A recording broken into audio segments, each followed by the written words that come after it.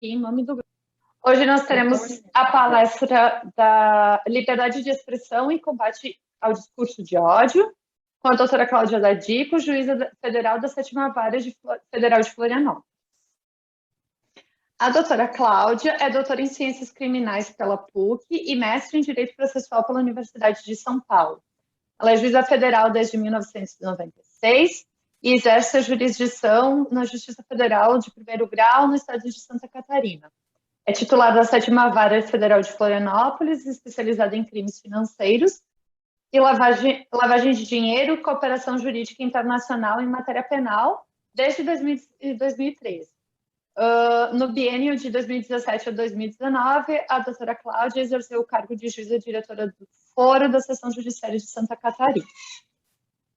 Antes da gente dar início, eu já quero dizer que estamos todos muito felizes com essa palestra, em poder proporcionar o debate sobre um tema que está tão em voga, tão importante, e ganhou tamanha relevância no nosso dia a dia. Eu vou passar alguns avisos bem simples sobre o funcionamento do evento. As perguntas vão ser feitas pelo chat e nós temos outros participantes do GT que vão repassar as perguntas para mim e eu vou fazer elas para a doutora Cláudia.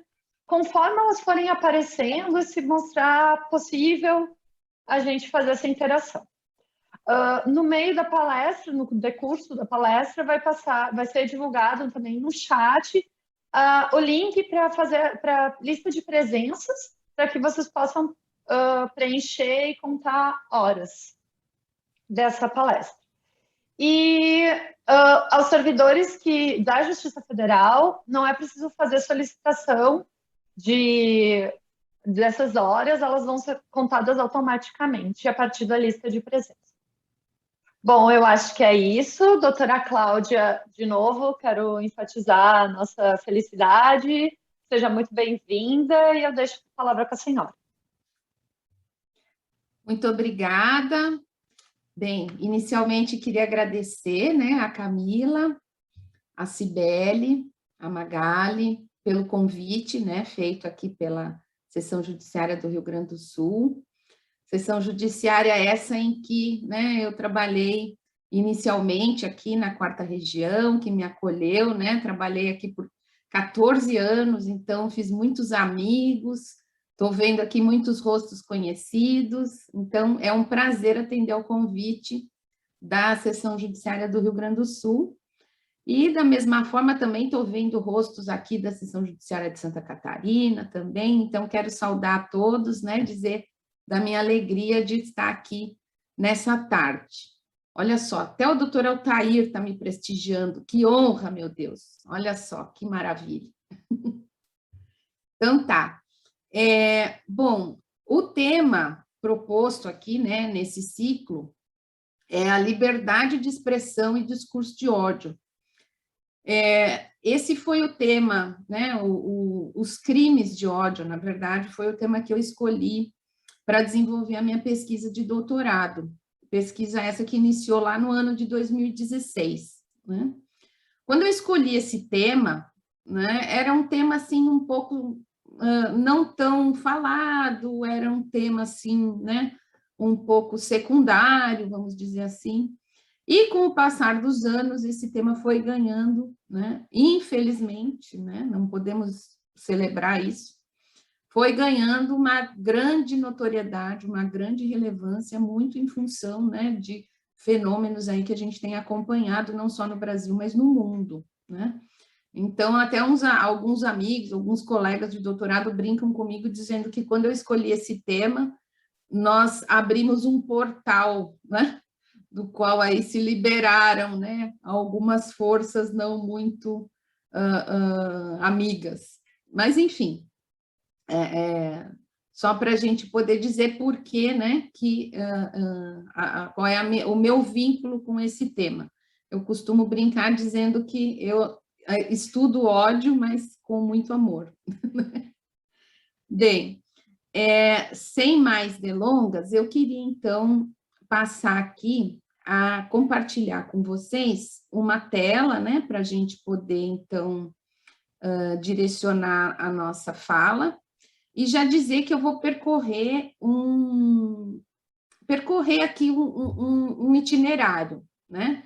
Esse itinerário vai partir, eu vou me permitir um pouco inverter o tema proposto, porque normalmente quem fala sobre esse tema, ele começa sempre tratando sobre a liberdade de expressão, a importância da liberdade de expressão, e depois, né, se caminha para uma tentativa de definição daquilo que seria, fora do âmbito da liberdade de expressão, os discursos de ódio. Eu quero propor uma inversão.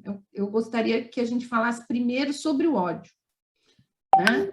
O que é o ódio? De que ódio estamos falando? Como esse termo ódio, ele, na verdade, foi agrupador, né? Foi um termo guarda-chuva, né? Nos documentos e nos tratados internacionais, principalmente depois da Segunda Guerra Mundial, e depois tentar trazer isso aqui para a nossa realidade do Brasil. Então, falar primeiro sobre o conceito do ódio, dar um passeio aí pela evolução histórica do termo nos tratados internacionais, e, posteriormente, então, trazer isso para a nossa realidade aqui brasileira. Esse é o itinerário que eu estou propondo para essa tarde. Sem prejuízo, né, de que se façam as perguntas e as intervenções que vocês julgarem aí necessárias, tá? Então, vamos lá. Por que a gente precisa falar em discurso de ódio no Brasil, né? Por que o Brasil, né, apresenta essa realidade? Quais são os fatos que despertam a nossa atenção e a atenção que desafia o direito, né? Desafia o direito sobre a forma de crime, sobre a forma de discurso de ódio, sobre a forma de grupos de ódio, né? Sobre a forma de cyber-ódio, esse ódio nas redes. O que está acontecendo no Brasil? Bom, a partir de estudos aí da antropologia, principalmente da antropóloga Adriana Dias, que estuda esse tema há bastante tempo e monitora esses grupos de ódio aqui no Brasil, foram identificados na pesquisa mais recente, né, 349 células de inspiração nazista no Brasil. 69 delas em Santa Catarina. Santa Catarina, portanto, é o terceiro estado no ranking nacional de células neonazistas. Só perde para São Paulo, que é o estado da federação que tem mais células, né? E o Paraná, que está em segundo lugar. Ele ultrapassou Santa Catarina recentemente. Aqui, Santa Catarina também, né? Existem 2 seções locais da Ku Klux Klan, né? Acho que todo mundo sabe do que a gente está falando, né? Essas 2 seções estão sediadas em Blumenau. Também foram identificados 6.500 endereços eletrônicos de organizações neonazistas somente em língua portuguesa, né? Existem fóruns internacionais, né, na web e na deep web, né, que é aquela web profunda, como também se denomina, com participação de dezenas de milhares de brasileiros nesses fóruns de debate, né, de neonazistas, de temas neonazistas. Em junho de 2020, né, foi o mês que mais recebeu denúncias pela SaferNet. A SaferNet é um organismo que auxilia o monitoramento das manifestações de ódio na rede e atua em conjunto com a Polícia Federal, né? Então, junho de 2020 foi o mês recordista. 3.616 denúncias referentes a 1.614 páginas diferentes. Então, esse contexto mostra que falar em ódio e discurso de ódio no Brasil, infelizmente, né, não é uma questão dissociada aí da nossa realidade. Mas, quando a gente fala em ódio, exatamente do que nós estamos falando, né? Crimes de ódio, discursos de ódio, grupos de ódio, ódio nas redes. O que é esse ódio? Esse ódio seria um sentimento? Esse ódio seria uma emoção, né? Seria simplesmente uma coisa vinculada a um fenômeno individual? Ah, João odeia Maria, ou, né, como a gente gosta nas faculdades de Direito, Tício odeia Caio, né? não se exclui, né, esse tipo de abordagem, esse tipo de definição. As definições que atrelam o fenômeno do ódio também a motivações ou a causas individuais, né? Isso é estudado principalmente ali pela psicologia, é estudado, né, pela psicanálise, ou muitas vezes é estudado também pela filosofia ou pela própria sociologia, enfim, né, alguma coisa identificada a causas individuais. Essa abordagem é possível, mas não é a abordagem que mais favorece, né, uma análise um pouco mais compreensiva do fenômeno. Há algumas abordagens que também procuram identificar o ódio a uma dinâmica atrelada a grupos, ou uma dinâmica atrelada aí a um coletivo contra outro coletivo. Aí a gente fala, por exemplo, na abordagem da psicologia das massas, né? Então, aí livros sobre psicologia das massas, aí o campo da psicologia social, por exemplo, né? É uma abordagem possível também. O que eu gostaria de estar propondo, e o que eu propus na minha tese depois da minha pesquisa, foi que a melhor abordagem, principalmente para que o direito possa dar respostas satisfatórias ao fenômeno do ódio, é uma abordagem que se vincula, na verdade, às causas que constituem o ódio, exatamente, esse é o livro. Obrigada, Camila. Há causas realmente estruturantes da própria ideia de Estado, né? Então, com o nascimento dos Estados modernos, com o nascimento das nacionalidades, esse nascimento, e eu explico isso melhor, de maneira mais profunda aí no livro, né? Com o nascimento dos Estados, os Estados se fundaram a partir de uma ideia de vencedores e vencidos, né? Uma ideia de supremacia de um determinado grupo, de relações de poder que estruturam esses estados e que estruturam a própria ideia de nacionalidade a partir da supremacia de um determinado grupo e da exclusão de outros grupos, né? Então, a própria modernidade forjou, na sua concepção de Estado moderno, na sua concepção de Estado-nação, na sua concepção de nacionalidade, um ideal, um grupo vencedor identificado com um padrão, um determinado padrão. Qual seria esse padrão, né? Um padrão normalizador, que, em geral, né, como estamos falando de Estado moderno, de modernidade, nós não podemos excluir também as dinâmicas coloniais, né? Então, é um padrão branco, cisgênero, heterossexual, né? E, em geral, proprietário, pois também, né, as dinâmicas próprias aí do modo de produção capitalista também se fundam nessa questão, nessa ideia de supremacia de um grupo como o legítimo proprietário dos meios de produção. Então, todas essas causas, né, estruturantes do Estado moderno, do Estado-nação e do colonialismo, de certa forma, colocam o ódio como um elemento constitutivo da própria ideia de Estado e de todos os aparelhos aí ideológicos aí forjados por esse Estado, né? Então, essa ideia nos ajuda a entender que o ódio não é uma anomalia, o ódio não é uma exceção, e, né, a notícia triste, não vai passar enquanto, né, o Estado estiver estruturado dessa forma, né? Então, não é algo que a gente possa remediar, que a gente possa fazer alguma coisa para que no futuro isso não exista, né? Isso vai exigir uma estruturação do Estado, uma estruturação da sociedade, uma estruturação das práticas aí, de maneira totalmente diferente para que isso seja superado, né? Então, enquanto convivemos, né, nesse modo de organização do Estado, da sociedade e, né, das relações norte-sul global, né, fundadas aí também nesse passado colonial ainda não superado, nós teremos que conviver com o ódio como um elemento estrutural, o ódio como um elemento constitutivo.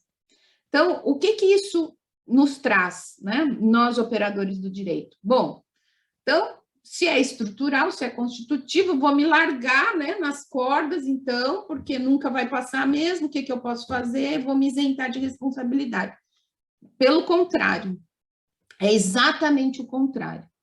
A tomada de consciência de que o ódio é constitutivo e é um elemento estrutural inerente, né, à própria organização do Estado moderno e das práticas aí coloniais, enfim, herdadas da modernidade e da colonialidade, nos coloca, nos reforça o nosso dever, não só de vigilância, como de atuar a todo momento contra, né, isso que seria uma tendência natural, uma tendência de que o ódio pudesse ser, de certa forma, naturalizado e respaldado, né, pelo funcionamento normal das instituições. Então, isso nos coloca um dever reforçado no sentido de, a todo momento, estar vigilante, né, e de desconstruir essas práticas e esse funcionamento normal das instituições, né, do Estado e enfim, né, dos aparelhos aí inerentes à sociedade moderna, tá certo? Então, é esse o ódio. Nós falamos do ódio, portanto, enquanto um elemento constitutivo da própria ideia de Estado e da sociedade forjada a partir, então, dessa estrutura.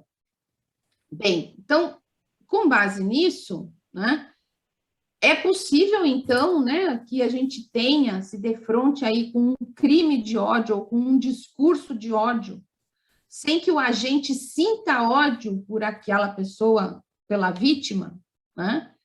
Sim, seria possível, tá? Então, por que é possível, né? Porque exatamente a gente está partindo dessa visão do fenômeno como uma situação mais abrangente. Então, a configuração de um crime de ódio, de um discurso de ódio criminalizado, né, se dá muito mais em razão de um contexto, né, histórico, político, social, que situa a vítima, seu grupo de pertencimento, numa estrutura social do que propriamente do sentimento ou dos afetos, né, do agente envolvido na conduta criminosa.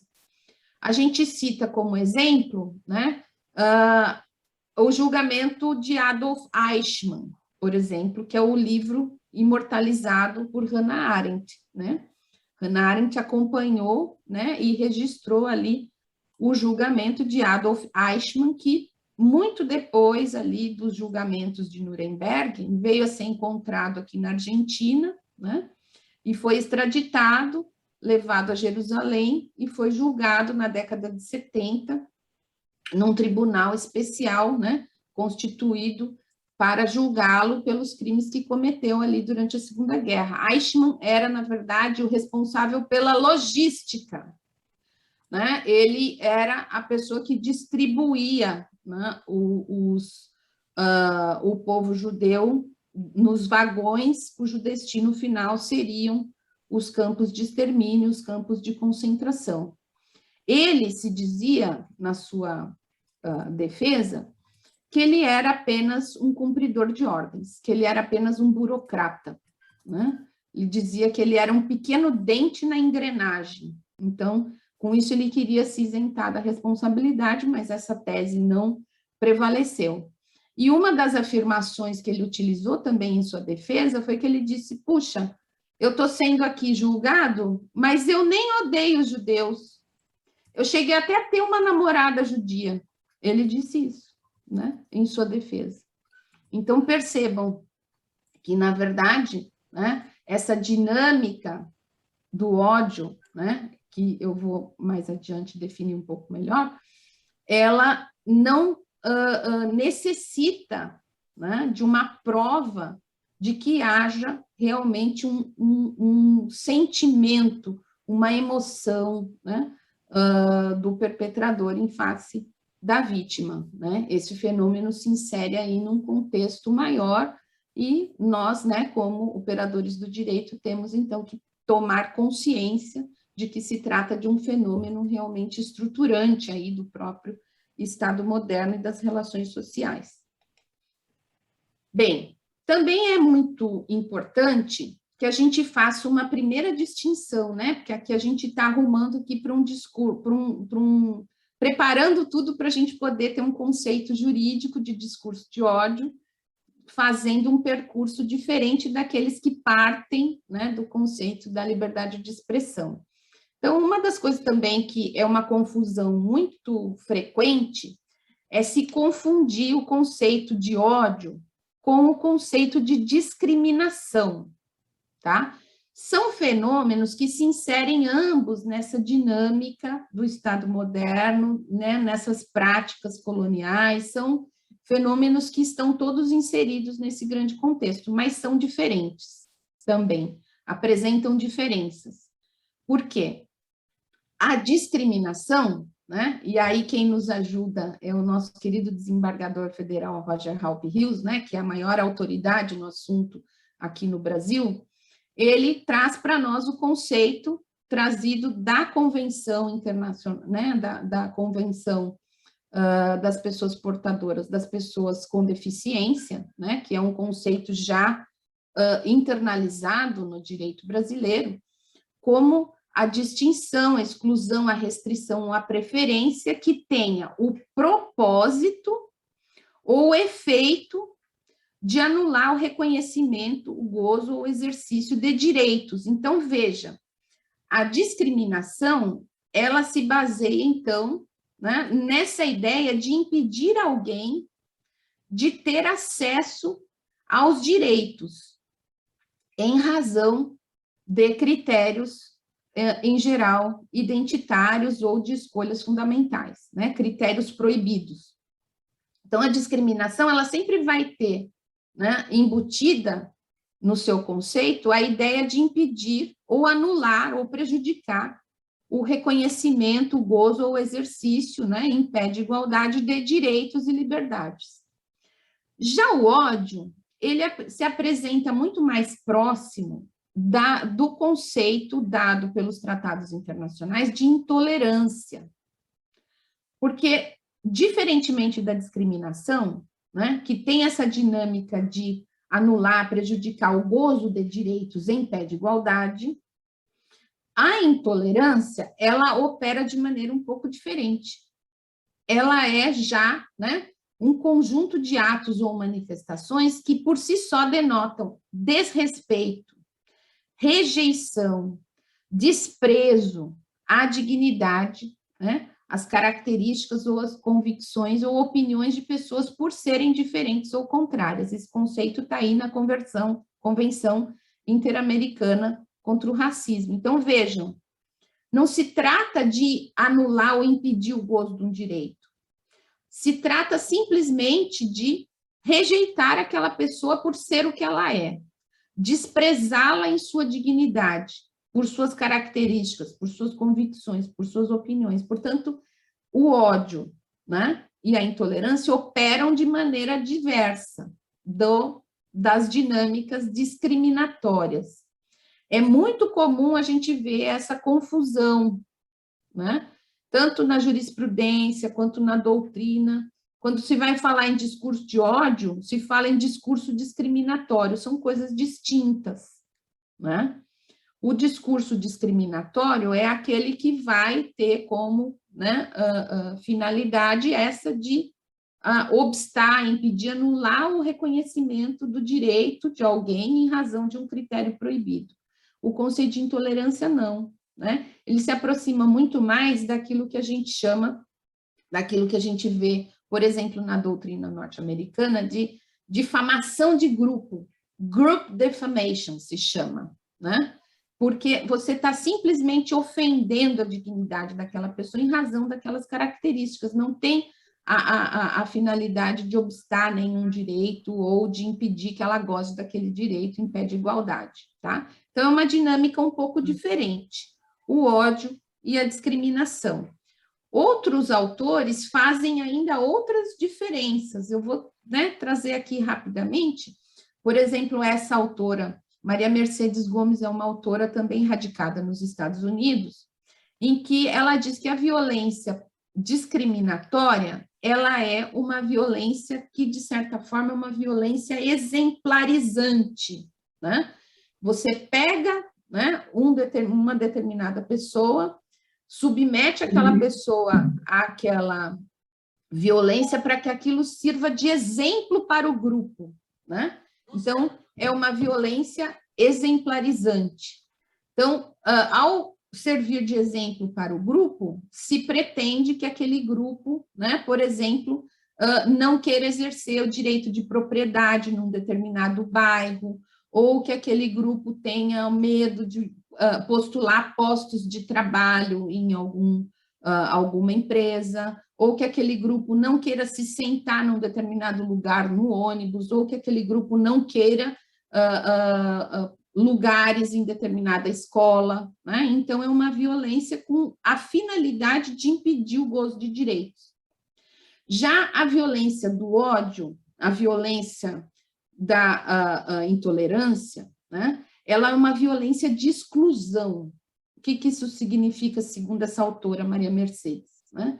Ela é uma violência que simplesmente quer extinguir aquela identidade, ela não suporta viver junto daquela identidade, daquele grupo, né?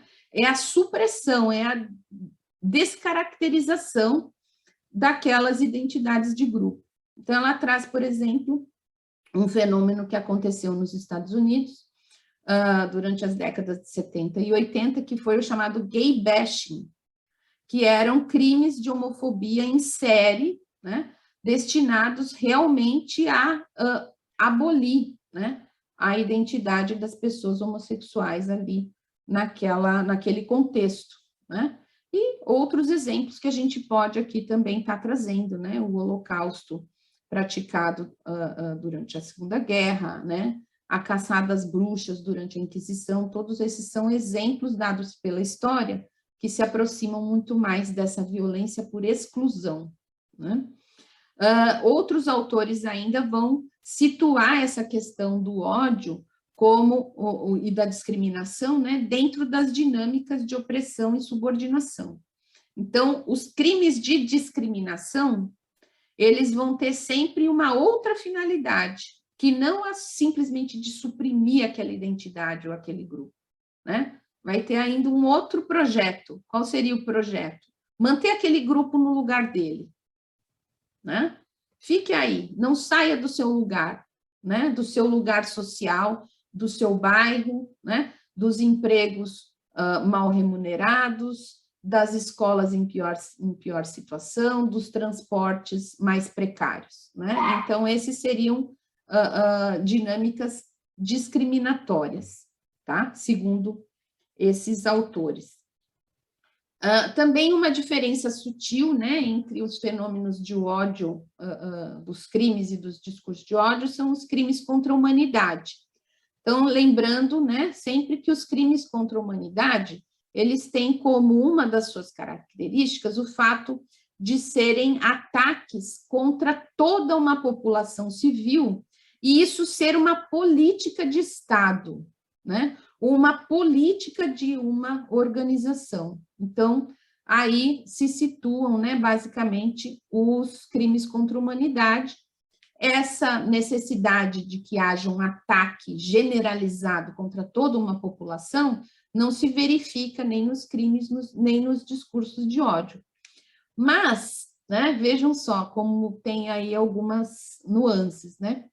Alguns crimes contra a humanidade, já reconhecidos, né, na jurisprudência internacional, foram praticados por meio de palavras, se utilizando discursos, tá? E aí eu vou lembrar, por exemplo, do julgamento, né, no Tribunal de Nuremberg, de um dos integrantes ali, né, do governo nazista, chamado Julius Streicher.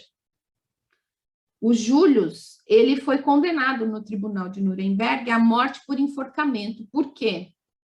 Porque durante 25 anos ele discursou, escreveu e pregou seu ódio aos judeus. Então, vejam, né? Ele foi condenado à morte por esse crime foi considerado um crime contra a humanidade, né? Os crimes que ele praticou, e esses crimes foram praticados por intermédio de discursos, de publicações, de artigos, né? Ele não praticou ali nenhuma violência física contra nenhum judeu, mas, né, isso foi suficiente para ensejar a sua condenação à morte por enforcamento no Tribunal de Nuremberg, né? Outro exemplo também é o Tribunal Criminal Internacional das Nações Unidas para Ruanda. Não sei se vocês estão lembrados, né, aquele contexto do genocídio em Ruanda, que aconteceu em 94, né, em que a etnia Hutu perseguiu e praticamente exterminou a outra etnia minoritária ali em Ruanda, que era a etnia Tutsi. Para apurar esses crimes contra a humanidade que foram praticados no contexto do genocídio de Ruanda, a ONU constituiu um tribunal só para isso, né? Então, o Tribunal Criminal Internacional das Nações Unidas para Ruanda.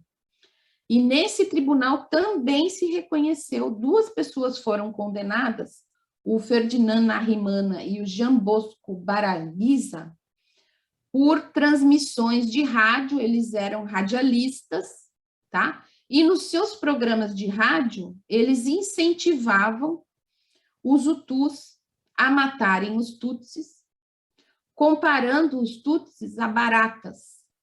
Então, vejam, né? Essa técnica da desumanização é uma técnica também muito recorrente, né? Nos discursos que perfazem tanto crimes contra a humanidade quanto crimes de ódio, né? Discursos de ódio. Então, eles foram também condenados, esses radialistas, por incentivar essas mortes, né? Essas mortes em massa, esse genocídio contra a etnia Tutsi, simplesmente se utilizando aí de discursos transmitidos pela rádio, né? Então, os discursos de ódio não são uma invenção, né? Eles realmente existem e apresentam efeitos, muitas vezes, que podem ser terríveis, tá? Bom, e essa palavra ódio, com essa, né, compreensão, qual é o princípio? Ela, na verdade, hoje em dia, ela é aceita, né, na jurisprudência internacional, nos tratados internacionais, nas organizações não governamentais, no debate público internacional, como sendo um termo que agrupa várias formas de ódio. Então, o ódio racial, o ódio étnico, o ódio religioso, o ódio contra as mulheres, o ódio homofóbico, transfóbico. Então, ele é um termo agrupador, né, de várias formas de intolerância. Como que se chegou nisso? Qual é o percurso histórico disso? Isso foi invenção de alguém, assim, do nada? Não, né? Teve todo um percurso histórico que eu queria aqui brevemente, né, passar para vocês. Depois, né, terminada a Segunda Guerra Mundial, né, e a humanidade estarrecida com tudo que aconteceu, não só na Alemanha, mas também depois das 2 bombas atômicas no Japão, né? Então, né, se parou ali para pensar, e ali surgiu, então, o contexto da Organização das Nações Unidas, né? A Organização das Nações Unidas, o seu texto fundador foi a Declaração Universal dos Direitos do Homem.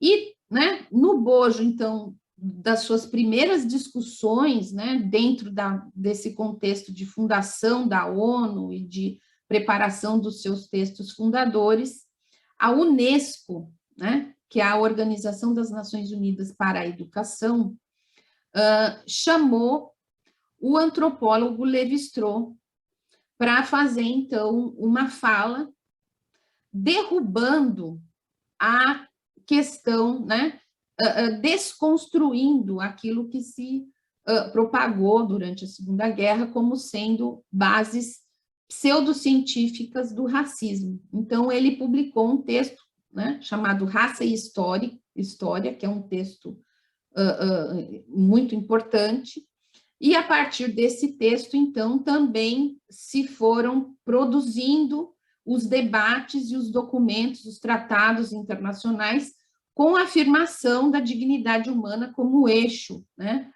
estruturante ali da ação das Nações Unidas e das nações ali reunidas, né? Então, esses primeiros textos, né, a Declaração Universal dos Direitos Humanos, ela não utilizou propriamente o termo ódio ainda, né? Muito embora a ideia, né, que estivesse ali em debate fosse muito próxima disso. Mas o foco sempre foi, então, né, a partir desse convite ao Lévi-Strauss, desses debates, o foco no racismo. A partir desses debates nas Nações Unidas, isso foi sendo levado, né, também para as legislações infraconstitucionais, principalmente naquelas nações, né, afetadas realmente ali por aqueles fenômenos, né, históricos da Segunda Guerra. Então, a Alemanha, a Áustria e a Itália, por exemplo, refizeram suas legislações criminais para incorporar, então, dispositivos criminalizando, por exemplo, a propaganda, né, propaganda racista, símbolos racistas, saudações racistas, né? E ali essas legislações evoluíram com foco no fascismo, né, e no extremismo político, também com essa base, né, antissemita ali, né, sendo também debatida e erradicada. Isso foi um primeiro movimento. Depois, né, no final da década de 60, houve também um segundo passo, né, na elaboração disso que seria o ódio como esse termo agrupador, né? O que se verificou na década de 60? Os movimentos descoloniais no continente africano, né? E principalmente os fatos que ensejaram ali a abolição do apartheid na África do Sul, né? Então, nesse contexto surgiu, por exemplo, a Convenção das Nações Unidas contra o Racismo, em 68, o Pacto de Direitos Civis e Políticos, em 66, né, e a própria convenção que criminalizou o apartheid. Então, nesses documentos já vão surgir menções expressas ao termo ódio, mas sempre ainda com essa preocupação, com esse foco no racismo, nas práticas racistas. Isso também, né, esse movimento repercutiu novamente numa nova onda de legislações, né, em nível doméstico, né, no nível das legislações nacionais. Então, a Alemanha, né, criminalizou, por exemplo, a incitação ao ódio, as publicações antissemitas ou as publicações, né, incitando ódio. A Inglaterra também, né, editou seus atos ali criminalizando, por exemplo, manifestações de ódio em razão de etnia, de nacionalidade, de religião, de raça, né? A França, em 1972, também vai criminalizar uma série de condutas vinculadas aí a discursos de insultos ou de difamações ou de incitação ao ódio contra grupos, né? Sempre dentro daquilo que no direito penal a gente chama de bem jurídico. O bem jurídico aqui não era propriamente a diversidade ou a identidade de algum grupo, mas o bem jurídico aqui nesse movimento existente na década de 60 era a paz pública. Então, penas muito baixas, uma criminalização ainda muito incipiente, vamos dizer assim, né? Desse movimento, né, isso cruzou o Atlântico, né, e ali já pela década de 80, 90, esse debate vai se instalar nos Estados Unidos, né? Nos Estados Unidos, essa questão do hate speech, né, do discurso de ódio, ele tem uma base filosófica totalmente diferente das bases europeias, né? Os Estados Unidos não tiveram a experiência do Holocausto, não tiveram a experiência do nazismo, do fascismo. Então, a inspiração, né, a matriz filosófica é muito diversa, né? Então, ali, as leis, as barreiras contra o discurso de ódio, elas são realmente barreiras muito vamos dizer assim, muito fluídas, né?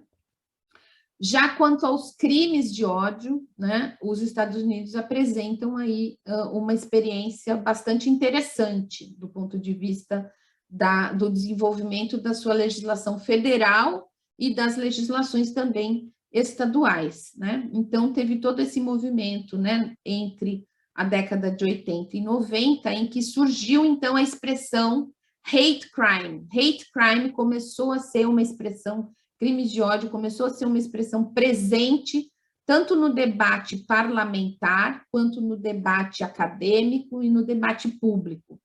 Até que, né, em 90, houve uma primeira lei federal, já existiam leis estaduais criminalizando, né, manifestações de violência em relação a determinados grupos, mas em 90 houve a primeira lei federal e ali se definiu, né, para fins federais, o que seria realmente um crime de ódio, e se obrigou, vejam que interessante, né, se obrigou que todos os estados compilassem, consolidassem os dados, né, em forma de estatísticas anuais, né, de publicação anual, sobre a prática desses crimes, para que esse fenômeno pudesse ser monitorado, acompanhado, né, como uma política pública de segurança, e não se baseando única e exclusivamente ali também, né, na eficácia, na medida punitiva.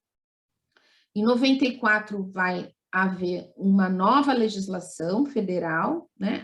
E em 2009, no governo Barack Obama, houve, né, em razão de 2 assassinatos homofóbicos muito brutais, né, que sensibilizaram muito a opinião pública estadunidense, a edição, então, desse ato, né, dessa legislação, que, além de determinar, né, uma competência subsidiária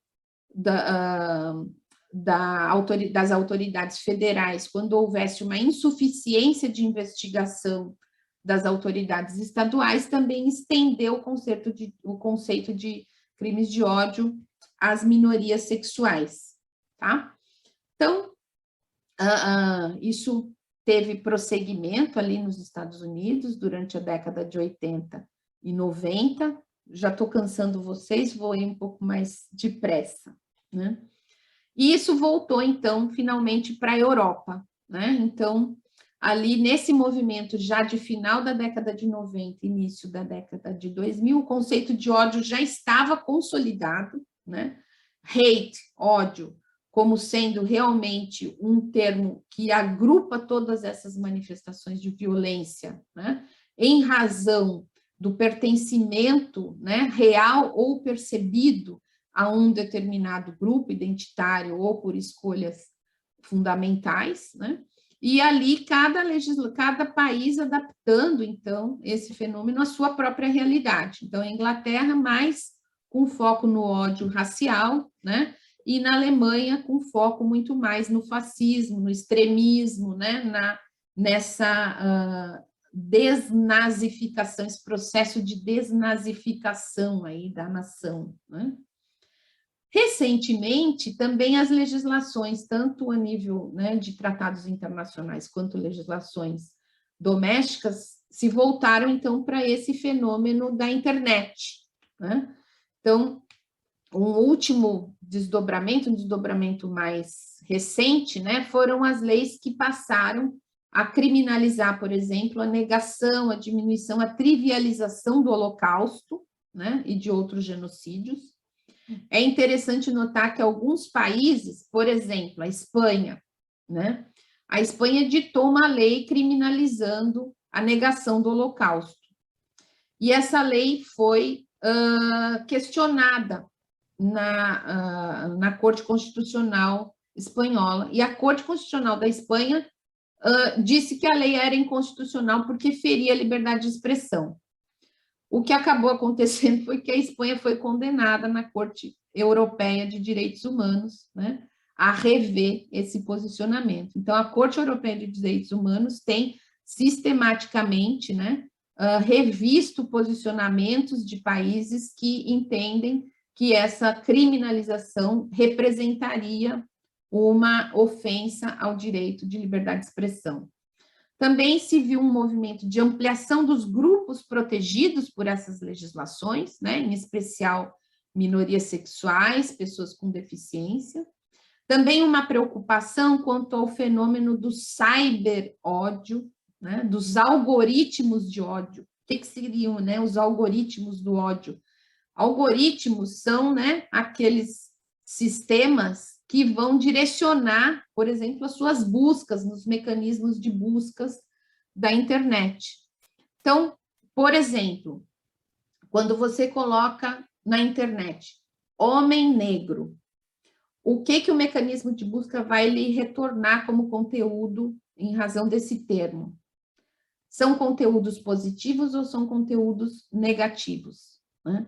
Se verificou que, né, quando se digita homem negro, mulher negra, era muito frequente o retorno só de conteúdos associados, por exemplo, a práticas de crimes, ou, no caso de mulher negra, conteúdos associados, por exemplo, a questões de prostituição ou a questões de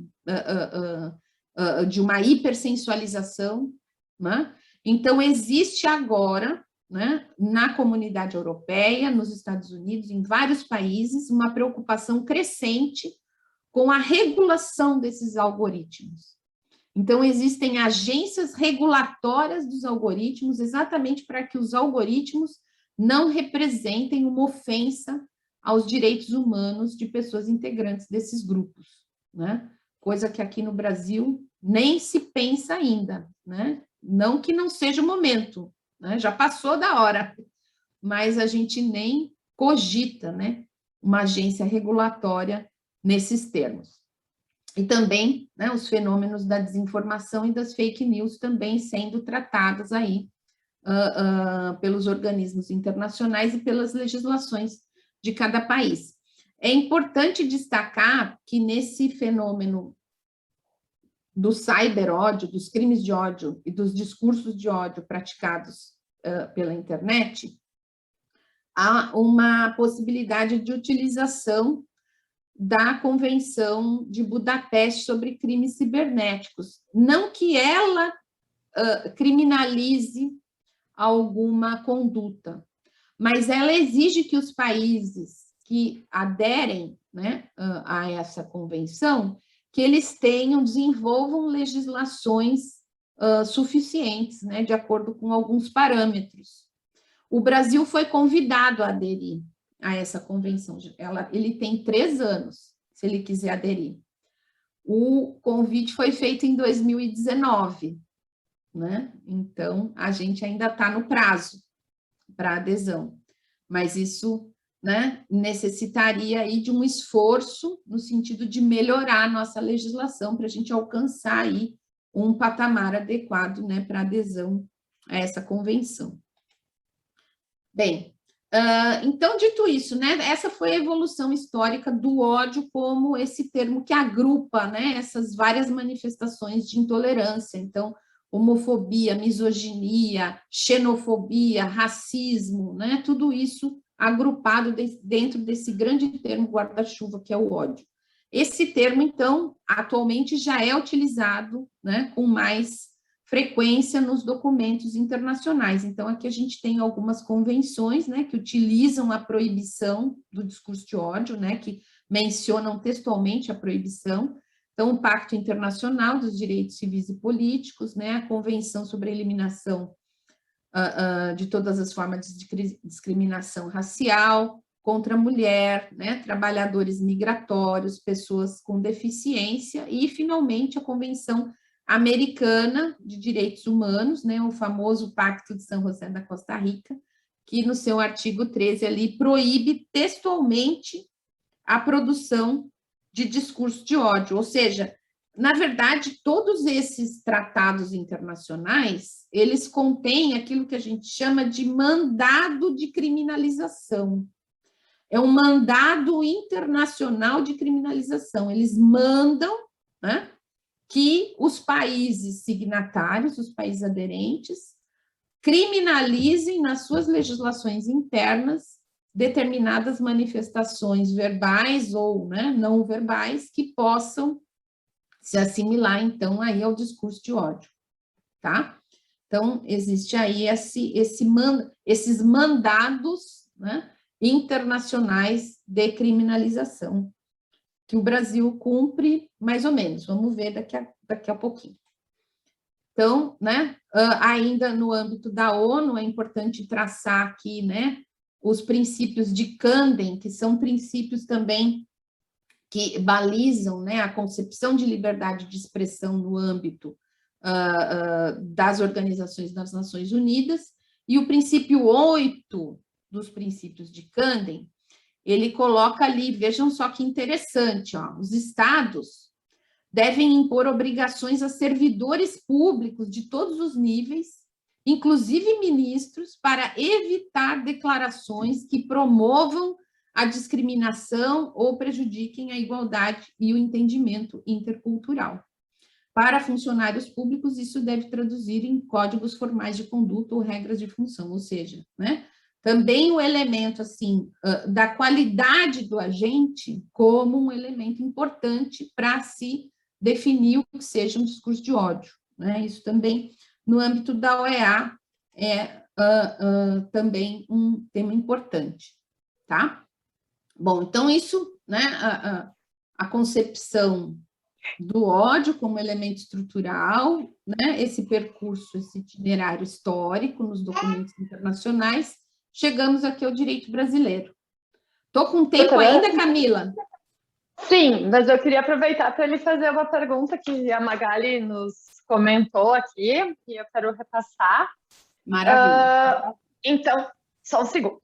A Magali comenta que que no início a senhora falou do plano, e também comentou que nos Estados Unidos eles não tiveram a Ku Klux Klan, que surge nos Estados Unidos, né? E que nos Estados Unidos eles não tiveram essa experiência nem de holocausto, nem de nazismo. Então, em contraposição, eles têm esse grupo que é extremamente reconhecido. E aí ela comenta, então, isso traz a negação do reconhecimento do ódio contra as populações negras como crime. O movimento Black Lives Matter não seria um ajuste de contas da história em relação a isso?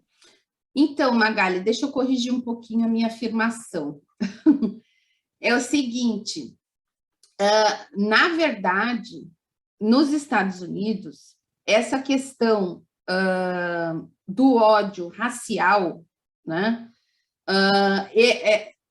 é um exemplo fulgurante, né, é um exemplo emblemático de como o ódio pode ser um elemento estrutural de uma nação, né? Os Estados Unidos têm aí, na verdade, né, um passado colonial, ele também vivenciou a escravidão, aqui como no caso brasileiro, né? Então, isso realmente o estrutura enquanto nação. Então, os Estados Unidos são um exemplo muito evidente, né, de como o ódio tem essa dimensão estrutural, né, de uma nação, de um Estado. A diferença é a seguinte, o foco, né? Então, ali na Europa, como se vivenciou, né, durante a Segunda Guerra, os fenômenos do nazismo, né, do fascismo na Itália, enfim, o foco ali nas legislações de cada país foram mais focos voltados a essa realidade. Então, as legislações se preocuparam muito mais com os fenômenos extremistas, o antissemitismo, com a negação ao Holocausto, né, de acordo com essa realidade particular ali, né, dessa questão histórica desses países. No caso dos Estados Unidos, a questão da liberdade de expressão, né, ela, de certa forma, ela também faz parte ali dos documentos fundadores da nação, né? E ela enfrentou o freedom of speech é uma noção levada a um extremo tal, né, na jurisprudência norte-americana, que muitas vezes a gente vê alguns julgados, da Suprema Corte sobre hate speech que a gente se assusta. Então, veja só, né? Existe um julgado, por exemplo, de um vilarejo ali, eu não vou me lembrar o nome da cidade, Skokie, tá? Skokie, que é um vilarejo que tinha ali uma vizinhança toda de comunidade judaica, tá? E se agendou para um determinado dia uma parada nazista exatamente nas ruas daquele bairro. Então, essa comunidade ingressou com um pedido na prefeitura para impedir aquela parada nazista, tá? Isso acabou gerando um debate judicial, foi até a Suprema Corte, e na Suprema Corte se entendeu que essa parada nazista seria o exercício da liberdade de expressão, né? Então, quanto ao discurso de ódio, né, os Estados Unidos, eles são muito legatários dessa tradição do John Stuart Mill, né, de que nós temos que tolerar todas as manifestações, inclusive aquelas que sejam odiosas, que a liberdade de expressão, ela inclui também as ideias que nos causam repugnância, e que isso deve ser combatido só no mercado das ideias, né? Então, essa concepção filosófica, ela, de certa forma, ela determinou, né? Tem sido alvo de debate, de revisões, né? Mas ela, de certa forma, determinou, por exemplo, posição de julgados emblemáticos da Suprema Corte sobre o tema do discurso do ódio, inclusive na questão do ódio racial. Agora, o que a era dos linchamentos, né, e o movimento dos direitos civis da década de 60 resultou, né? Resultou um movimento que criou e que ensejou as condições para se aperfeiçoar a legislação de crimes de ódio. Então, vejam só, nos Estados Unidos o que a gente tem é uma boa legislação sobre crimes de ódio, entendidos aí como manifestações de violência física, né, de violência propriamente material contra populações em razão de critérios de pertencimento, mas a questão do discurso, né, ela ainda tem um regramento diverso, né, muito baseado nessa matriz filosófica do liberalismo, né, do iluminismo ali do John Stuart Mill e dessa questão do mercado das ideias. Então, eu digo o seguinte, ó, que em relação ao discurso de ódio, os Estados Unidos posicionaram as barreiras de proteção bem recuadas, né? Então, de certa forma, permitiram, né? Foram mais permissivos em relação ao discurso de ódio. Em relação aos crimes, eles já colocaram as barreiras mais adiantadas. Então, existe uma legislação mais efetiva e de maior eficácia no que tange as manifestações realmente tidas como violência não discursiva. Entendeu, Magali? Então, por isso que eu faço essa diferenciação. Não é que não se vivenciou nenhum tipo de violência gravíssima, né, aí, em relação aos negros nos Estados Unidos. Pelo contrário, né, foi terrível, né? Já agradeço em nome da Magali, essa coisa que ficou bem mais... E o movimento Black Lives Matter está mostrando aí, né, que é uma ferida aberta ainda, né, nos Estados Unidos, essa questão. Mas existe essa diferenciação. Na Alemanha, por exemplo, em razão do fenômeno do nazismo, a Suprema Corte alemã, ela desenvolveu uma jurisprudência que a gente chama de militância democrática. Ela foi muito mais rigorosa em relação aos discursos de ódio para evitar, né, o ressurgimento ali de movimentos neonazistas. Já nos Estados Unidos existe uma maior permissividade, entende? Porque a matriz filosófica que, de certa forma, influencia a jurisprudência alemã já é aquela manifestação do Karl Popper, né? De que não se deve tolerar aqueles que querem suprimir, que são intolerantes a ponto de suprimir a democracia, ou seja, você só pode exercer a liberdade de expressão se houver democracia. Se você mata a democracia, não dá para exercer a liberdade de expressão, né?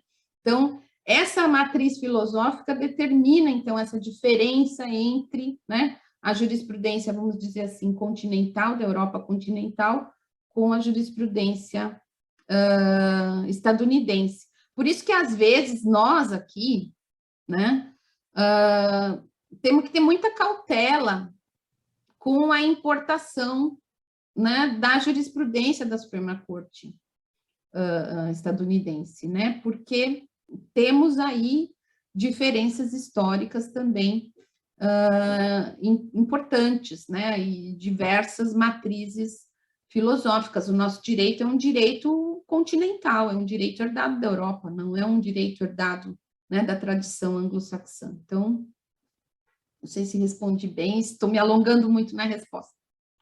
Mas, enfim, obrigada, Magali, aí pela lembrança, né, pela oportunidade de deixar mais um pouco menos confuso aí o panorama.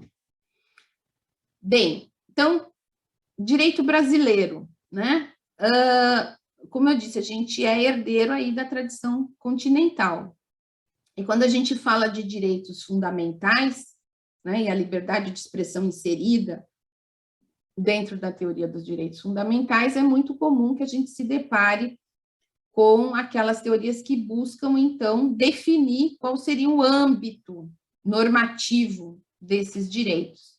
E aí a gente tem as teorias externas, né, que são aquelas teorias que vão, de certa forma, resolver conflitos, né, entre zonas delimitadas por mais de um direito fundamental, e a teoria interna que busca, né, a partir do próprio conceito substancial de um determinado direito fundamental, definir já os seus limites imanentes, né? Então, para a teoria externa, né, as manifestações que a gente pode dizer que são manifestações de discurso de ódio, elas estariam dentro do limite do direito fundamental à liberdade de expressão, né? E esse direito fundamental deveria, então, ser cotejado com outros direitos para se chegar, então, como resultado final, ao seu âmbito normativo. Na teoria interna, isso já se faz a priori, né? Então, essas teorias, de certa forma, auxiliam aí nessa definição. Uma questão muito recorrente também na jurisprudência, em alguns julgados do Supremo Tribunal Federal, e que, a meu ver, né, data vênia, assim, fazendo uma crítica construtiva, é a doutrina que coloca a liberdade de expressão numa relação hierárquica em relação a outros direitos fundamentais, como se ela tivesse uma posição preferencial, né? Aquilo que eles chamam de preferred position. Por quê? Porque esse tal de preferred position vem exatamente dessa tradição da jurisprudência norte-americana. Quando a gente importa isso sem uma adaptação à nossa realidade, sem a nossa, né, sem uma reflexão, isso pode trazer resultados aí insatisfatórios, né? Então, colocar a liberdade de expressão num patamar preferencial em relação a outros direitos, né?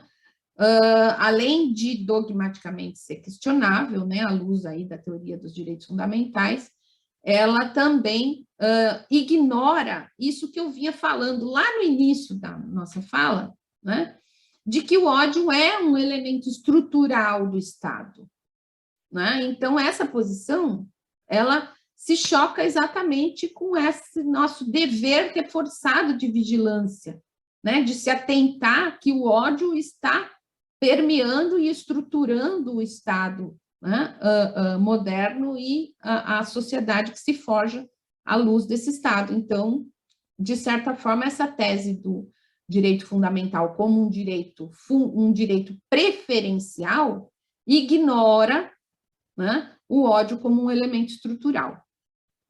Existem algumas posições também, né, jurisprudenciais, que revelam, né, que colocam, de certa forma, essa concepção do ódio como elemento estrutural também em xeque, né?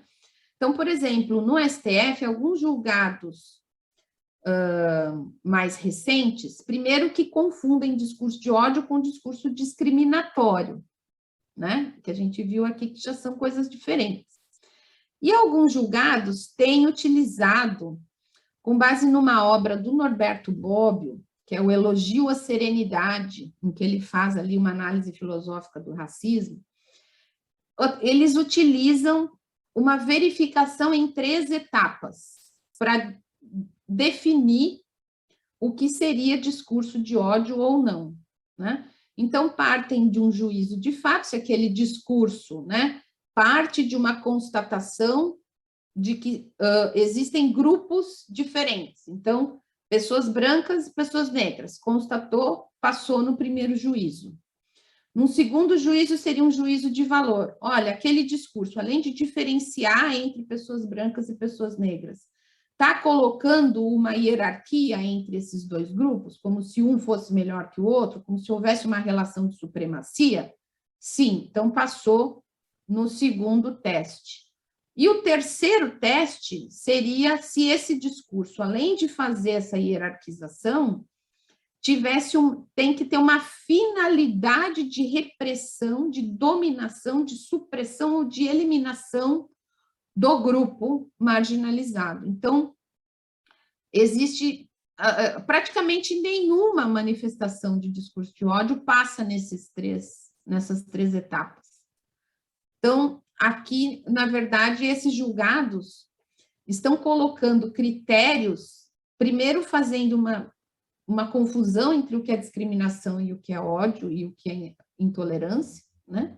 E, em segundo lugar, colocando requisitos e critérios que praticamente impossibilitam de reconhecer, por exemplo, aquilo que a gente chama de difamação de grupo, por exemplo, né? Se eu simplesmente disser, olha, o povo cigano é assim, né? E coloco ali um adjetivo negativo, não passa no teste, não seria discurso de ódio, né? Então, critérios aí realmente praticamente inatingíveis.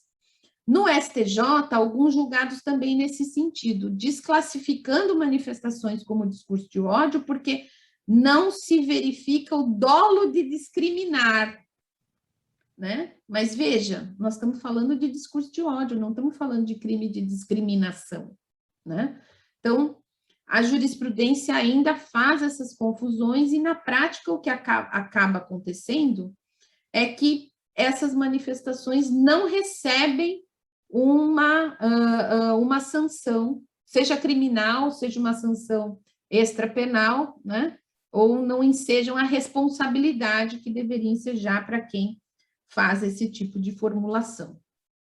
Então, eu propus aqui um discurso, um conceito, né? Está grande, porque é o conceito que está lá no livro, né? Então, o que seria, à luz de tudo isso, o que seria, né, o discurso de ódio? Então, essas formas agressivas de comunicação, né, que em expressões verbais, escritas ou faladas ou não verbais, né, o discurso de ódio também engloba manifestações não verbais, então, dramáticas, simbólicas, monumentos, estátuas, mausoléus, arquiteturas públicas, placas, cartazes, né, cerimônias, padrões, coreografias de eventos públicos ou políticos, né, são utilizadas como armas direcionadas a difamar, emboscar, aterrorizar, ferir, humilhar, degradar, incitar, insultar, intimidar ou assediar grupos minoritários e seus integrantes com base em critérios de pertencimento, e aí eu coloco todos os critérios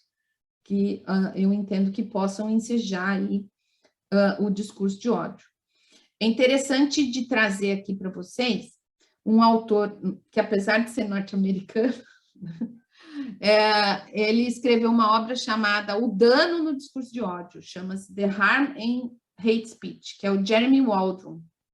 E ele tem uma concepção muito interessante, que ele diz que o discurso de ódio, né, principalmente nessas manifestações não verbais, quando se tem uma placa, uma propaganda, um monumento, né, uma arquitetura, enfim, eles criam um ecossistema, né? Eles criam um ambiente que torna a vida desses grupos minoritários muito mais difícil, né? E que ofende, de certa forma, a dignidade desses grupos, né? Impedindo que eles tenham um igual reconhecimento na sociedade, né? E no Brasil, né, a gente tem discurso de ódio criminalizado? Temos, né? O problema, às vezes, é a aplicação, né? Então, a lei, né, 7716, que é a lei que criminaliza a prática do racismo, que atualmente, né, também foi interpretada, né, à luz da Constituição pelo Supremo Tribunal Federal, na ADO 26, para incluir também os discursos em razão de orientação sexual e identidade de gênero, né? Então, discurso homofóbico, transfóbico, o Código do Consumidor, o Estatuto do Idoso, né? Enfim, esses são alguns exemplos de discurso de ódio criminalizado. Também temos aí projetos de lei em andamento no Congresso, tanto na Câmara dos Deputados quanto no Senado. Daí, eu queria fechar a fala, espero não ter cansado vocês em demasia, com a seguinte pergunta: o sistema de justiça está preparado para o enfrentamento dos crimes de ódio, dos discursos de ódio? Né? Essa é uma pergunta. Então, trouxe aí algumas manchetes, né, de pessoas acusadas de racismo sendo absolvidas, né? Muitas absolvições, às vezes, né? Até um julgado surpreendente aqui da Justiça de Santa Catarina, absolvendo 2 acusados de colar cartazes exaltando Hitler, né? O juiz entendeu que era liberdade de expressão, né? Então, estamos preparados, né? O sistema de justiça está preparado para esse desafio que é, né, o enfrentamento dos crimes e dos discursos de ódio, principalmente nessa conjuntura mundial atual, né, em que o ódio está se apresentando realmente como um fenômeno transnacional e muitas vezes instrumentalizado até, né, com finalidades de um grande projeto político, né? Então, estamos à altura desses desafios? Bem, a Organização dos Estados Americanos, tanto através da Corte quanto através da Comissão de Direitos Humanos, já condenou o Brasil 2 vezes, né, em relação especificamente ao sistema de justiça. Um caso foi o caso Maria da Penha, que todo mundo conhece, né, em que a violência de gênero, né, não estava tendo um tratamento adequado pelas instâncias judiciais. E aí a comissão, não a corte, né, preparou um relatório, no caso Simone André Diniz, em que se verificou que a ocorrência de racismo institucional no sistema de justiça, aí não só no Poder Judiciário, mas também no Ministério Público e nas delegacias de polícia, o que inviabilizaria ou acarretaria uma responsabilização, uma lacuna muito grande, né, na responsabilização em razão de ocorrências de racismo. Então, temos, né, um dever a fazer, né, temos uma lição de casa aí para fazer, nós, Poder Judiciário, nós, sistema de justiça, lembrando que, né, conforme os princípios de Camden, que eu coloquei aqui, né, conforme os parâmetros internacionais também, principalmente da Organização dos Estados Americanos, um dos parâmetros para se identificar o discurso de ódio é a qualidade de agente público, né? Então, juízes, né, promotores, delegados, têm uma responsabilidade especial, né, nessa questão do enfrentamento ao discurso de ódio. Precisamos, então, nos capacitar, precisamos debater, e por isso eventos como esse, né, são eventos que abrem essa oportunidade da gente fazer esse debate, da gente fazer essa discussão, de capacitar e, né, de poder, então, contribuir nessa luta, tá certo? Então, com isso, eu, né, espero ter aí atingido, né, o objetivo proposto pela organização e fico aí aguardando, né, as perguntas, enfim, as manifestações da nossa audiência. Eu agradeço mais uma vez a oportunidade. Então, a gente que agradece, doutora Cláudia, foi incrível, a gente está recebendo vários retornos super positivos. Eu já convido quem tiver questões a mandar pelo chat. Se quiser fazer a questão diretamente, a gente pode abrir o áudio também para fazer a conversa diretamente com a senhora. Enquanto as pessoas encaminham, eu vou fazer alguns agradecimentos que ficaram pendentes no início.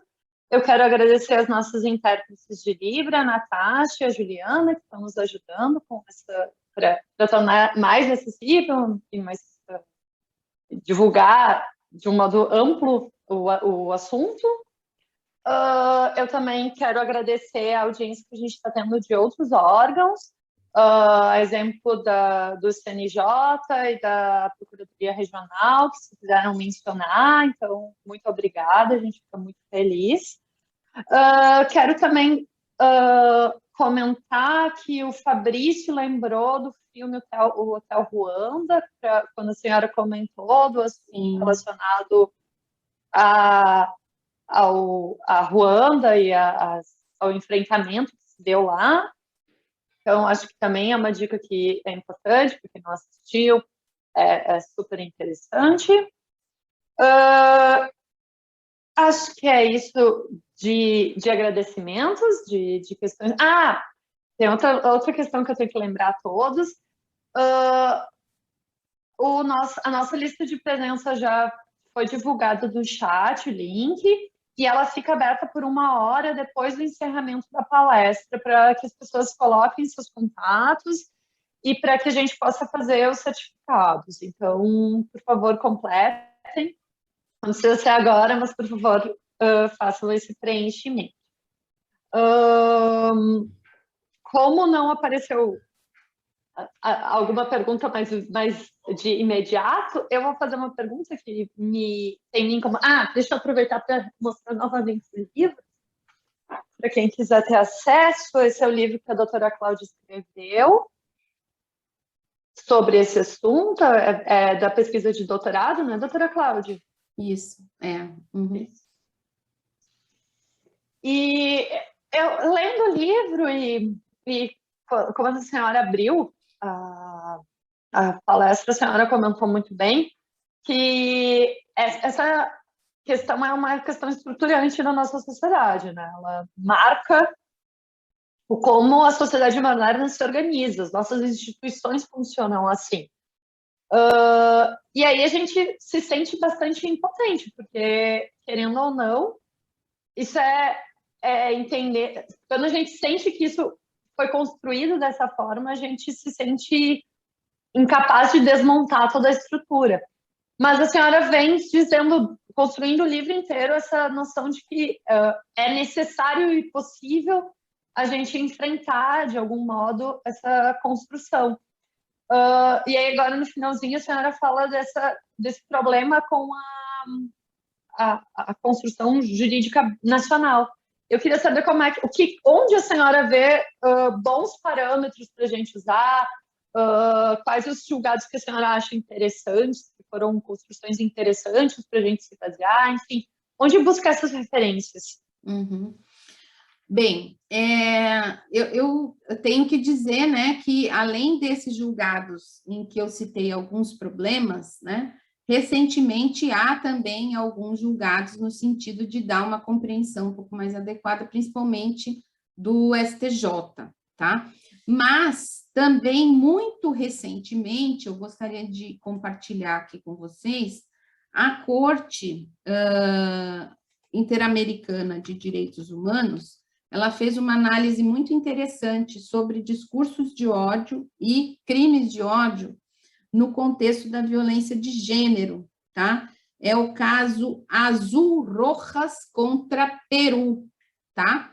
Vou botar aqui no chat para quem tiver interesse, até o link aqui. É um caso bastante recente, tá? Uma manifestação muito recente da corte, né? Lembrando, né, que o CNJ tem encorajado muito, né, que os juízes, na sua prática diuturna, né, na sua prática jurisdicional, exerçam o controle de convencionalidade, né? Então, todo esse arcabouço que eu trouxe dos tratados internacionais, né, que manda que os países signatários não só responsabilizem, né, criem legislações, né, que ensejem responsabilidades, tanto no campo penal quanto no campo extrapenal, por discursos de ódio, principalmente discurso de incitação, né, a violência por ódio, essa mesma jurisprudência internacional, ela também nos auxilia a exercer esse controle de convencionalidade aqui na nossa prática jurisdicional diária, né? O CNJ criou agora recentemente até uma unidade de monitoramento de aplicação dos parâmetros da Corte Interamericana de Direitos Humanos, né? Então, existe até uma política institucional dentro do próprio CNJ, estimulando, né, que juízes exerçam esse controle de convencionalidade, que apliquem, né, na sua prática jurisdicional diuturna esses parâmetros internacionais de defesa dos direitos humanos, né? E podemos entender, eu sustento isso no livro, né, que tanto os discursos de ódio como crimes de ódio, eles são violações de direitos humanos, né, na medida em que violam a dignidade da pessoa em razão do seu pertencimento, né, a determinado grupo. Então, respondendo a sua pergunta, né, Camila, eu acho que a gente pode aferir boas práticas, né, dentro dessa nossa disposição de aplicar os parâmetros internacionais de proteção aos direitos humanos nesse aspecto específico do enfrentamento aos discursos e aos crimes de ódio, né? Existe até uma política institucional dentro, né, do Conselho Nacional de Justiça que dá abrigo, né, a essa meta, né, a esse objetivo. Obrigada, doutora Cláudia. O doutor Francisco Donizete faz duas questões. Ele pede se a senhora poderia explicitar a teoria interna do ódio no sistema europeu. E ele pergunta se a popularização das redes sociais tem impacto no conceito de ódio e na exigência de uma extensão de dano para sua caracterização. Tá. Querido Francisco, é uma honra tê-lo aqui na assistência.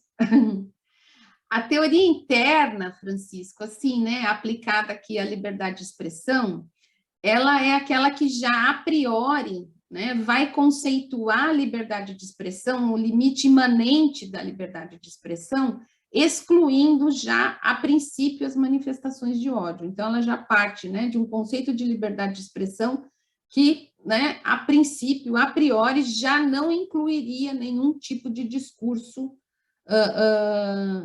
de ódio. Não seria necessário se fazer o cotejo, por exemplo, com algum outro, né, direito fundamental, fazer uma relação de balanceamento ou fazer alguma técnica aí de solução de colisão de direitos fundamentais, né? A sua própria definição a priori, né, do âmbito normativo, né, os limites imanentes do exercício do direito à liberdade de expressão já excluiriam a princípio, então, do âmbito normativo, né, do direito fundamental, os discursos de ódio, as manifestações de ódio, os crimes de ódio. Então, seria mais ou menos nesse sentido. E a segunda pergunta, qual foi? Se a popularização de redes sociais tem impacto no conceito de ódio e na exigência de uma extensão de dano para sua caracterização.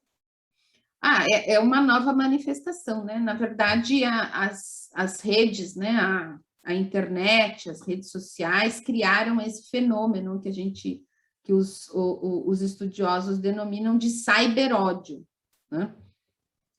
Na verdade, não é que ele tenha alterado, né, o ódio em sua essência, o ódio permanece o mesmo, né, como um elemento constitutivo do Estado, um elemento estruturante aí das relações sociais construídas, né, à luz dos aparelhos ideológicos do Estado. Agora, a internet, os algoritmos, a tecnologia permite que esse ódio alcance outras dimensões, né? E aí uma dimensão transnacional, né? Uma dimensão que não respeita fronteiras, que não respeita barreiras, e aí torna, de certa forma, a persecução penal, por exemplo, uma coisa muito mais complexa, né? Então, aí, né, reforça a necessidade, por exemplo, dos mecanismos de cooperação jurídica em matéria penal, né, internacional, reforça aí uma aliança das nações no enfrentamento desse problema, né? Então, eu trouxe, por exemplo, essa questão dos algoritmos, né? É uma nova manifestação do ódio que vai trazer uma potencialidade danosa muito grande, né?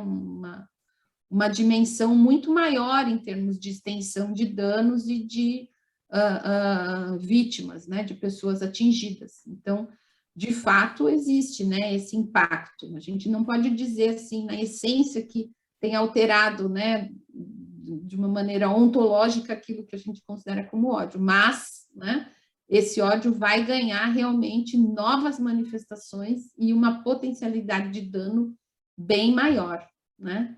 É como a gente comparar, né, os armamentos da Primeira Guerra Mundial com o que a gente tem hoje em dia em termos de tecnologia atômica, né? A potencialidade de dano é muito maior. Eu acho que seria uma metáfora apropriada aí para a gente tratar dessas questões, né? Obrigada, doutora. A Luizana pergunta se, no seu entendimento, seria possível propor ações de justiça restaurativa em crimes de ódio ou discursos de ódio. Eu acho que sim, tá? A minha tendência seria a de entender que é possível, porque eu entendo que a justiça restaurativa ela é um mecanismo poderosíssimo, né, de solução de qualquer tipo de crime, né? Claro que exigiria aí, né, um esforço, né, uma adaptação muito grande às particularidades dessa manifestação de crime, né? Mas eu entendo que é possível, né? A gente poderia pensar assim. Então, tá, eu tenho só mais uma pergunta, que também é minha pessoal, e depois a gente vai encerrar, porque a gente já está se delongando, a gente adoraria ficar debatendo, mas acaba sendo cansativo para todo mundo, inclusive para a doutora Cláudia. Não, eu estou bem. Eu queria saber, no finalzinho, a senhora falou sobre o seu conceito que a senhora constrói ao longo do livro de ódio, e aí a senhora fala nas expressões não verbais, e a gente teve um debate muito recente e forte sobre as imagens, as estátuas, inclusive com a queima da imagem do Borba Gato em São Paulo. Queria saber como é que a senhora pensa e está vendo tudo isso. Esse é um tema tão polêmico, né? Mas eu queria dizer assim que eu não apoio a queima de nenhum movimento, de nenhum monumento, né? A destruição, o uso da violência, mas eu acredito que esses eventos, né? E agora recentemente a gente teve a queima do Pedro Álvares Cabral ali também no Rio de Janeiro, né? Por comunidades indígenas. Eu acredito que eles, se é que né, eles têm a virtude de nos fazer pensar, né? Sobre o que é, né? Por exemplo, um indígena, uma pessoa, né, pertencente a uma população originária, a um povo indígena, passeando numa cidade em que a figura de Pedro Álvares Cabral, que foi uma pessoa que foi de certa forma, também responsável ali pelo genocídio indígena, sendo glorificada. O que isso impacta, né, na subjetividade daquela pessoa, né? Uma pessoa negra transitando ali nas ruas do bairro de Santo Amaro, onde tem aquela estátua enorme do Borba Gato, sendo também glorificado, sendo que foi uma pessoa que foi responsável pelo extermínio, né, de indígenas e de também pessoas negras, né? Então, eu me recordo, a propósito, por isso que eu quis trazer aqui, a respeito dessas questões não verbais, né, dessa obra do Jeremy Waldron, né, que é O Dano no Discurso de Ódio, em que ele fala dessa questão do ambiente, né, da cidade, do direito à cidade, visto dessa perspectiva do ódio, né? Às vezes, né, a lembrança de fatos históricos dolorosos ajuda também a construir o nosso passado, né? O problema é glorificar determinadas práticas, né? E o que isso impacta realmente, né, na subjetividade dessas pessoas. Eu acho que isso deveria ser objeto de um grande debate público, né? Muito mais do que atos de violência, né? Dentro dessa perspectiva, né? Será que as ruas são o lugar para a gente ter esse tipo de recordação? Será que a gente não podia deixar essas recordações para dentro do museu, por exemplo? Para que, se as pessoas quiserem ir visitar, elas vão, mas elas não serem obrigadas a estarem ali convivendo com aquilo todos os dias e lembrando, né, daquele passado tão doloroso. Eu queria só, a esse propósito, eu sei que não é bem o tema da pergunta, mas, por exemplo, né, está em julgamento agora lá no Supremo Tribunal Federal a tese do marco temporal. As populações indígenas, a gente não precisa dizer, né, tem sido alvo aí, né, de um verdadeiro extermínio, né, desde que os colonizadores chegaram aqui no nosso país. E esse extermínio não cessou, né? Durante os trabalhos da Comissão da Verdade, foi encontrado um documento, né, que é o relatório Figueiredo, tá? Quem tiver curiosidade, está na internet, está inclusive no site do Ministério Público Federal, tá? Quem tiver interesse, consulte o relatório Figueiredo. Esse relatório Figueiredo, ele detalha, né, todas as práticas de extermínio que foram levadas a efeito por autoridades federais do que se chamava de Serviço de Proteção ao Índio, né, que foi o serviço que antecedeu a FUNAI, de dizimação, praticamente, de muitas tribos, né, crimes contra mulheres, contra crianças, contra idosos, envenenamento de mananciais, envenenamento de fontes, envenenamento de comida, destruição de plantações, crimes, né, relatados, a princípio, por um agente estatal neutro, né? Uma pessoa conhecida que dá aulas numa universidade federal, né, para pessoas indígenas, né, flagrou um aluno dela, né, pertencente a uma etnia indígena, com um fone de ouvido, chorando convulsivamente. E ela perguntou para ele o que estava acontecendo.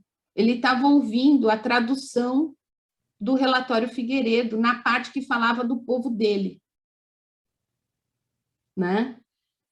Então eu fico pensando, né?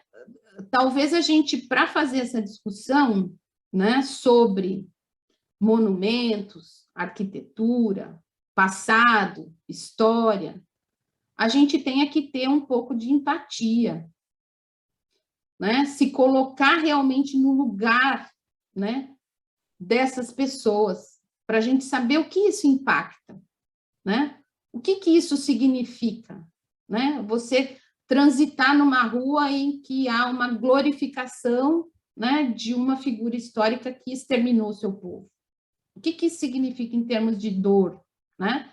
Em termos de construção, né, das identidades, né? E essa noção, né, que a gente fala, né, do ódio sempre baseado numa ideia de supremacia. Então, isso, de certa forma, esses monumentos, eles refletem essa ideia do ódio estrutural como a supremacia de um grupo em relação a outro, né? E a perpetuação de grupos em situação sempre de opressão ou de subordinação, né? E isso exerce, né? Isso tem um poder muito grande, né? A arquitetura, a estética, a arte, né? Isso impacta muito a subjetividade das pessoas.